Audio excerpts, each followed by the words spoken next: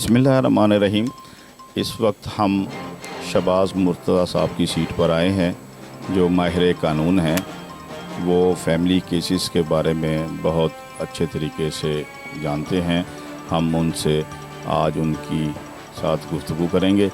वो अपने ज़बानी बताएंगे कि उन्होंने फ़ीमेल के लिए जो केसेस कोर्ट में लड़ते हैं तो किस तरीके से वो हैंडल करती हैं। बिस्मिल्लाहिर्रहमानिर्रहीम। सबसे पहले तो मैं प्राइम न्यूज़ टीम का शुक्रिया अदा करता हूँ कि जिन्होंने इस अहम मौजू पर बात करने के लिए मुझे मौका दिया, ताकि आम लोगों को भी अपने राइट्स के बारे में आगाही हो सके। मेरे साथ इस वक्त पीर Atif Sajjad Qureshi advocate high court senior council मौजूद हैं, और चौधरी आसिफ करीम सिंधु एडवोकेट हाई कोर्ट भी मौजूद हैं। ये दोनों लॉयर हमारी S&A लॉ एसोसिएट का मुस्तकिल हिस्सा हैं, और जिसके तहत हम पूरे पाकिस्तान में फैमिली केसेस में सर्विसेज प्रोवाइड करते हैं। और जो मेरा यूट्यूब चैनल है शहबाज मुर्तज़ा अंसारी एडवोकेट, उसका भी हिस्सा है, और उस चैनल के ज़रिए मेरे लेक्चर्स पूरी दुनिया में देखे और सुने जाते हैं। जो सवाल किया गया, जो एक केस कबीरवाला में मैंने फ़ाइट किया, उस केस के मुख्तसर फैक्ट्स वो ये थे कि लड़की का तल्लक मुल्तान से था, जबकि जो उसका शोहर था उसका तल्लक कबीरवाला से था। उसके शोहर ने मुस्तगीसा से शादी के सिर्फ 1 माह और 3 दिन बाद दूसरी शादी कर ली थी, और उस शादी के लिए उसने चेयरमैन यूनियन काउंसिल से कोई सर्टिफिकेट वगैरह इजाज़त का हासिल नहीं किया था। और वो इस्तगासे में मुझे मुस्तगीसा की तरफ से वकील किया गया था कबीरवाला में केस लड़ने के लिए। वो केस कंटेस्ट हुआ। उस केस में एक तो निकाह नामे में मुलज़म ने कुछ गलत बयानी की हुई थी, उसमें उसने खुद को कुंवारा लिखा हुआ था, और इस तरह अपने जो नाम भी थोड़ा चेंज उसने किया हुआ था। दूसरा, उसने कुछ मैसेजेस वगैरह देने की कोशिश की कोर्ट में दिए कि जिसमें ये साबित कर रहा था। उसने मैसेजेस कोर्ट में पेश किए जिसमें मुलज़म ने ये साबित करने की कोशिश की कि शायद उसकी पहली बीवी ने उसको इजाज़त दी थी।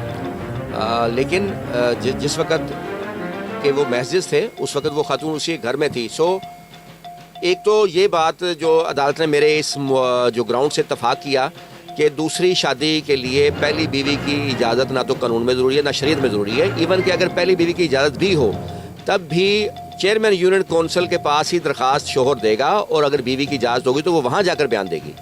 इस तरह तब वो अगर सर्टिफिकेट मिलेगा तो तब वो शादी कर सकता है, अदरवाइज़ नहीं कर सकता। और उस केस में मुलज़म के नेगेटिव कंडक्ट की वजह से उसको मैक्सिमम पनिशमेंट हुई 1 साल जेल, 5 लाख जुर्माना और 2 लाख हर्जाना भी उसको हुआ कि जो बीवी के जो अखराजात आए केस में उसकी पहली बीवी के, वो भी वो अदा करे। ये मेरा मुकदमा सारे पाकिस्तान में मशहूर हुआ, सोशल मीडिया पर भी, इलेक्ट्रॉनिक मीडिया पर भी, और अखबारात में भी ये शाया हुआ। और इस मुकदमे की अहमियत इसलिए भी ज़्यादा थी कि कुछ अर्सा पहले इस्लामी नज़रियाती कौंसिल की एक फाइंडिंग आई थी जिसमें उन्होंने करार दिया था कि दूसरी शादी के लिए पहली बीवी की इजाज़त जो है वो ज़रूरी नहीं है और वो खिलाफ शरीयत है। तो उसके बाद बेशुमार लोगों ने सोशल मीडिया पर, वो दीगर जगह वो उन्होंने ये पोस्ट लगानी शुरू कर दी थी कि शायद दूसरी शादी की इजाज़त मिल गई है बगैर इजाज़त, और अब ये जुर्म नहीं रहा।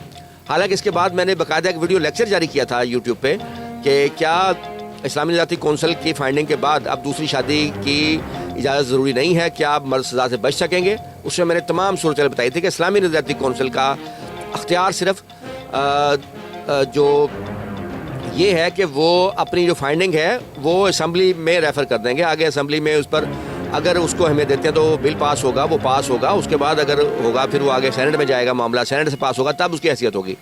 अदरवाइज सिर्फ इस्लामी नज़रियाती कौंसिल की फाइंडिंग की कोई बाइंडिंग हैसियत नहीं होती। इसलिए कानून मौजूद है और सज़ा जो है वो अब भी मिल सकती है। ये जो सेकंड मैरिज विदाउट परमिशन का कानून है ना, सज़ा, ये कानून बेसिकली 1961 से मौजूद है। जब ये बना था उस वक़्त भी इसमें 1 साल जेल और 5 लाख जुर्माना था। लेकिन पहले लोगों को या ख़वातीन को इतना शऊर नहीं था, इसलिए ये कानून जो है ये ज़्यादा कॉमन नहीं हो सका। तकरीबन 4 साल पहले मेरा पहला वीडियो लेक्चर आया था इसी बारे में कि दूसरी शादी बगैर इजाज़त, और जिसके बाद कुछ इस्तगासा वगैरह भी पाकिस्तान में होने लगे, और उसके बाद मुख्तलिफ तरमीम होती रही कवानीन में। लेकिन कुछ अर्सा पहले इस्लामी नज़रियाती कौंसिल की एक फाइंडिंग आई जिसमें उन्होंने करार दिया कि दूसरी शादी के लिए पहली बीवी की इजाज़त जो है वो ज़रूरी नहीं है। और उसके बाद एक कंसेप्ट फैला लोगों में, उन्होंने समझा कि शायद अब दूसरी शादी का जो इस्तगासे का कानून है सज़ा वाला ख़त्म हो गया है और शायद अब दूसरी शादी हो सकती है। तो उस पर कुछ काफ़ी लोगों ने सोशल मीडिया पर पोस्ट भी लगाई जिसमें यही कहा गया कि इस्लामी नज़रियाती कौंसिल ने दूसरी बीवी की पहली बीवी की इजाज़त जो है वो ख़त्म कर दी है और करार दिया कि पहली बीवी की इजाज़त ज़रूरी नहीं है। جس پر پھر میرا ایک ویڈیو لیکچر پراپر میں نے ایک جاری کیا، جس میں میں نے یہ بتایا کہ اسلامی نظریاتی کونسل جو ہے وہ صرف سفارشات پیش کر سکتی ہے کسی بھی بابت. وہ سفارشات جاتی ہیں پھر پارلیمنٹ میں، پارلیمنٹ اگر ان کو اہمیت دے تو پھر وہ بل کی شکل اختیار کرتی ہیں. اس کے بعد اگر وہ پارلیمنٹ سے پاس ہوتا ہے بل، پھر وہ سینٹ میں جاتا ہے، پھر کوئی قانون بنتا ہے. لہٰذا صرف سفارشات جو اسلامی نظریاتی کونسل کی سفارشات کا کوئی اثر نہیں ہے، اور یہ قانون انٹیکٹ ہے اور اب بھی سزا موجود ہے. اور دوسری بات جو بنیادی چیز تھی، میں اپنے تمام لیکچرز میں، میرے 4-5 لیکچرز اس ایشو پہ موجود ہیں میرے YouTube channel Shahbaz Murtaza Ansari advocate پہ، کہ پہلی کی بیوی کی اجازت نہ تو شریعت میں ضروری ہے نہ قانون میں ضروری ہے. قانون یہ ہے کہ جب اگر کوئی شخص دوسری شادی کرنا چاہے گا تو وہ پہلی بیوی جس علاقے میں رہائش پذیر ہوگی اس علاقے کی یونین کونسل کے چیئرمین کو ایک درخواست دے گا دوسری شادی کی اجازت کی. وہ اس کی جو بیوی ہوگی اس کو طلب کریں گے، دونوں کا موقف سنیں گے. اگر وہ سمجھیں گے کہ اجازت دینی چاہیے تو وہ اجازت دے دیں گے، ورنہ اس کی درخواست خارج کر دیں گے.